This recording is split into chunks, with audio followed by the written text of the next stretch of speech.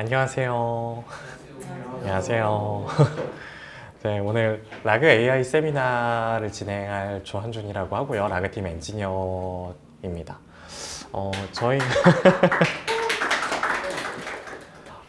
우선 AI가 뭔지부터 조금 용어를 정리를 하고 가면 좋을 것 같은데, AI라는 말을 굉장히 많이 쓰죠.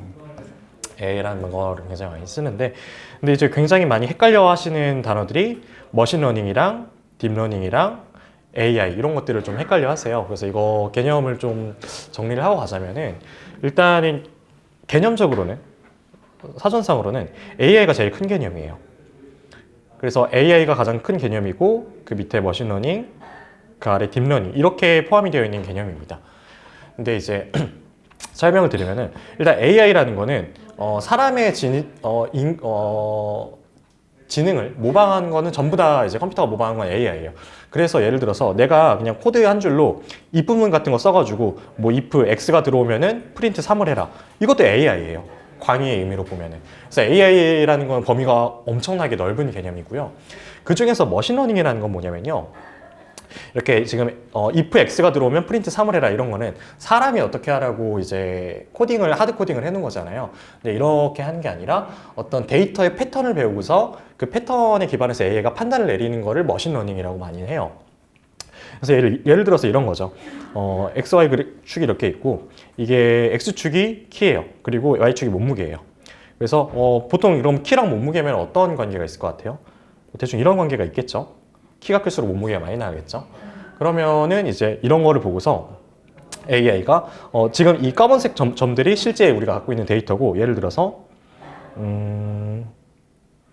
네, 이런 빨간색 점이 갑자기 들어왔다고 할게요. 그럼 이거는 우리가 데이터에 없었던 거거든요. 근데 이 빨간색 점, 그러니까 예를 들어서 키가 한 200m 정도, 200cm 정도 되는 사람이 들어왔어요. 그랬을 때 이 사람의 몸무게는 얼마인가? 이 데이터가 없어서 모르지만 우리가 AI로 이 데이터를 통해서 뭔가 어떤 학습을 시켜놓으면은 키가 이렇게 들어왔을 때 머신러닝 모델이 이 사람 몸무게가 얼마일 거로 추정이 된다라고서 딱 예측을 해주게 돼요. 이런 게 머신러닝입니다. 쉽게 말해서. 그리고 딥러닝은 뭐냐면요. 그래서 이 데이터를 보고서 어떤 패턴을 학습해가지고 예측을 하는 게 머신러닝이라고 생각하시면 되고, 딥러닝은 그 중에서 머신러닝 중에서 이거를 예측을 하는 방법이 정말 여러 가지가 있거든요. 뭐 들어보셨을 수도 있겠지만 뭐 리그레션부터 시작해서 서포트 벡터 머신, 포레스트 디시전 트리 이런 것들이 전부 다 이런 머신러닝 모델들이고요. 그 많은 모델 중에서 인공신경망, 아티피셜 뉴럴 네트워크를 사용을 하는 게 바로 딥러닝이에요. 그래서 방법론적으로 머신러닝의 수많은 방법론 중에 하나가 바로 딥러닝이라고 생각을 하시면 돼요.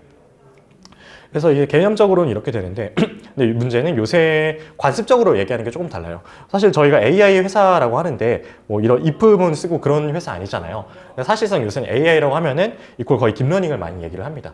그럼 반대로 머신러닝이라고 얘기를 하면요, 관습적으로 딥러닝을 포함하는 개념이잖아요. 근데 그러지 않고 딥러닝이 아닌 기법들을 주로 이제 머신러닝이라고 합니다. 아까 말했던 회귀 분석이라든가 서포트 벡터 머신, 트리 계열 모델들 이런 것들이 싹 다 머신러닝 모델이라고 생각을 하시면 되고, 네. 그래서 이런 것들을 우선 개념을 생각을 해주시면 좋겠고, 그래서 저는 이제 좀 컨벤셔널하게 머신러닝이랑 딥러닝이라고 이제 쓸 거예요. 이제 머신러닝이라고 제가 쓰는 거는 딥러닝이 아닌 머신러닝 기법들이라고 생각을 하시면 될 것 같아요. 그래서 우선 이 머신러닝이 여태까지 한 2000년대까지 많이 유행을 했던 그런 거고, 딥러닝이 요새 인공신경망을 통해서 굉장히 핫한 모델인 거죠. 그래서 많이들 생각하는 게 머신러닝 다음 넥스트 스텝 기술이 딥러닝이다 이런 식으로 많이 생각을 하는데, 그렇진 않아요.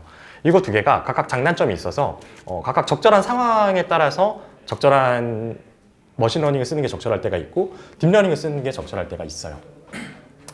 그래서 뭐 어떤 게 이제 적절하냐면은 이런 거죠. 머신러닝 같은 경우는 우선 비율을 들어드릴게요.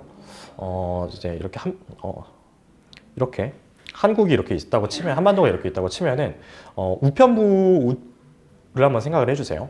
우편부가 있는데 제가 우편부한테 우편물을 누구한테 전달해달라고 요청을 하는 거예요. 그러면은 이때 머신러닝은 뭐냐면요. 머신러닝 내가 우편부한테 이 사람 제주도에 살아라고 알려주는 거예요. 그러면 우편부는 이 제주도를 계속 뒤지겠죠. 그럼 제주도를 뒤져가지고 만약 그 사람이 제주도에 살면은 대한민국 한반도를 싹 다 뒤지지 않아도 되니까 금방 찾아가지고 효율적이고 효과적으로 우편물을 배달해 줄 수가 있겠죠. 머신러닝의 개념이 바로 그거예요. 머신러닝은 내가 이 사람이 제주도에 살아라고 얘기해 주는 것처럼 사람이 모델한테 어떤 가정이라든가 가정 같은 걸로 주는 거예요. 이 데이터 사이에는 아까 데이터로부터 뭔가 패턴을 학습하는 거라고 했죠. 근데 그 패턴을 학습할 때 사람이 이 모델한테 얘는 대략 이런 패턴이 있으니까 네가 이 패턴 속에서 잘 이거를 모델링을 해봐 라는 얘기예요. 대표적인 게 아까 보여줬던 키랑 몸무게 있죠. 이런 거 보면은 사람들한테 이거 모델링 하라고 하면은 대충 어떻게 모델링 하겠어요? 그냥 가장 간단한 거냐, y는 ax 더하기 b로 모델링 하면은 얼추 맞겠죠. 이때 y는 ax 더하기 b라고 우리가 주는 것 자체가 이게 바로 어떻게 보면 이제 우편부한테 이 사람 제주도에 사니까 제주도에 알려줘 라고 얘기하는 거랑 똑같은 걸 해주는 거예요. 이거 두 개는 선형적인 관계가 있다고 모델한테 알려주는 거죠. 그럼 이제 머신러닝 모델이 하는 거는 a가 마이너스 1일지 2일지 0.7일지 혹은 b가 0.3일지 2분의 5일지 이런 구체적인 숫자를 얘가 이제 데이터를 보고서 학습하는 거예요. 이게 바로 머신러닝입니다.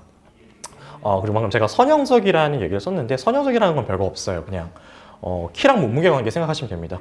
키가 증가할수록 몸무게가 증가하죠. 이게 그냥 선형적인 관계예요. 그럼 비선형적인 관계는 뭐예요? 이런 관계가 비선형적인 게 있죠. 대표적인 게 운동선수 퍼포먼스가 있어요.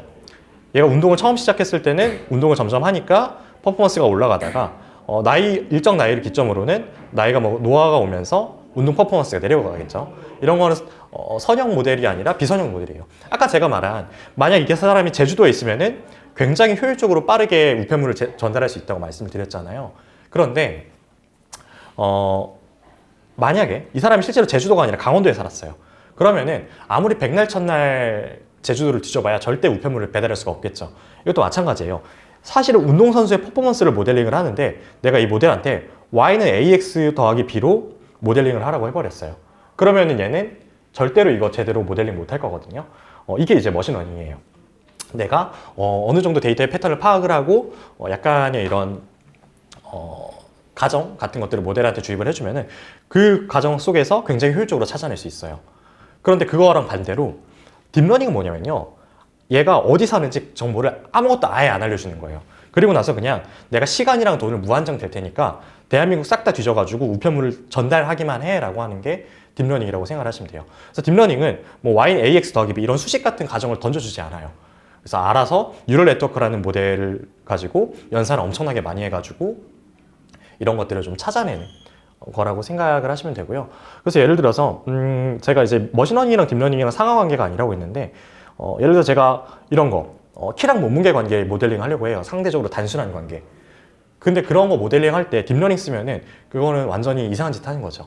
전혀 이제 낭비고 머신러닝으로 충분히 할 수 있는 거고 실제로 이런 경우들이 꽤 많이 있습니다. 대표적으로 숫자로 되어 있는 데이터들, 뭐 금리라든가 실업률이라든가 뭐 경제학에 쓰는 많은 지표들이 있죠. 뭐 아니면은 뭐 재산이라든가 자산 뭐 이런 것들이 숫자로 되어 있는 것들을 가지고 모델링을 하거나 그런 경우가 굉장히 많아요. 반대로 딥러닝이 그러면 강한다는 거는 아까 말했던 것처럼 굉장히 복잡한 패턴을 잘 잡아내거든요. 사람이 어떤 가정을 주지 않기 때문에 많은 자원을 먹고 복잡한 패턴을 많이 잡아먹어요. 그게 바로 이제 딥러닝이라고 하는 거고 대표적으로 이제 복잡한 패턴의 데이터가 어떤 게 있느냐 컴퓨터 비전, 사진, 영상 그리고 저희들이 하는 자연어 처리 같은 게 있어요. 자연어 처리 같은 경우는 생각해보면 굉장히 복잡한 데이터인 게 똑같은 단어라도 어떤 문맥, 어떤 상황에 쓰이느냐에 따라서 전혀 말뜻이 바뀌거든요.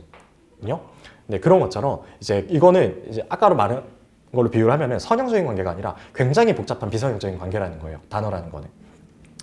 그래서 이런 딥러닝 같은 경우는 이런 자연어 처리 같은 복잡한 거에 대해서 굉장히 강하고 머신러닝은 복잡하지 않은 데이터에 대해서 굉장히 효율적으로 작동을 한다라고 생각을 하시면 될 것 같아요.